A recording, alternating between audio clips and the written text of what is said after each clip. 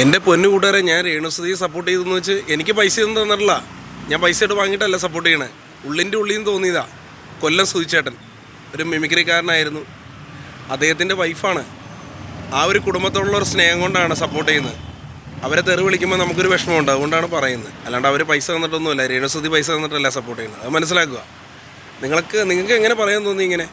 പിന്നെ ഒരു വീട്ടമ്മ ഒരു കമൻറ്റിൽ ഇട്ടേക്കുവാണ്, ഞാൻ കരഞ്ഞപ്പോൾ കണ്ണീര് വന്നില്ല എന്ന്. എൻ്റെ പൊന്നി ചേച്ചി, ഇപ്പോൾ പാടവും പറമ്പൊക്കെ പറ്റിക്കിടക്കുവാണ്. ഞാൻ കരയുമ്പോൾ എങ്ങനെ കണ്ണീര് വരും? കേരളം മൊത്തം പറ്റിക്കിടക്കുക, പിന്നെ എങ്ങനെ കണ്ണീര് വരും? ഞാൻ കഴിഞ്ഞ ദിവസം തുപ്പലം തൊട്ടൊന്ന് അഡ്ജസ്റ്റ് ചെയ്ത് കരയാൻ നോക്കി, എന്നിട്ടും നടന്നില്ല. ദൈവത്തോട് അങ്ങനത്തെ വാക്കുകൾ പറയരുട്ടോ.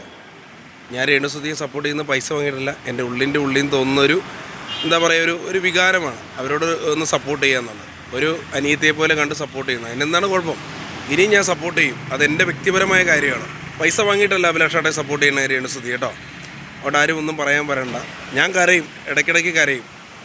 സങ്കടം വരുമ്പോൾ കരയും. ഒരു തമിഴ് പാട്ട് അവർ പാടി, ആരെങ്കിലും കണ്ടോ? നല്ല പാട്ടായിരുന്നു.